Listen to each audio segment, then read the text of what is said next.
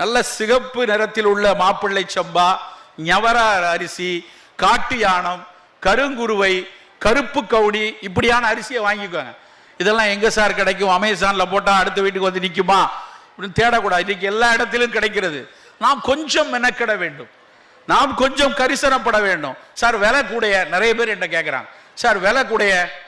நம்ம சார் நடிச்ச படத்தை முதல் நாள் ஷோக்கு எத்தனை பேர் 250 ரூபா கொடுத்து போய் பார்த்தோம்.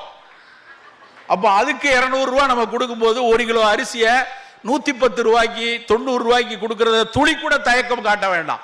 கொஞ்ச நாள் ஆகும், அதனுடைய விலை இயல்பு விலைக்கு வர்றதுக்கு சற்று நாள் ஆகும்.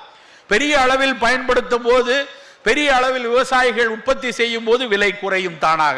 அதுவரைக்கும் 50 ரூபா 60 ரூபா கூட இருந்தாலும் கருப்பு கவுனி அரிசி சாப்பிடலாம். சாதாரணமா நினைக்கிறோம் கவுனி அரிசினா என்னன்ட்டு. ஆனா அதற்கு பின்னாடி இருக்கக்கூடிய மருத்துவ குணங்களை யோசிச்சோன்னு வைங்களேன். கருப்பு கவுனி அரிசிக்கு சீனாவில்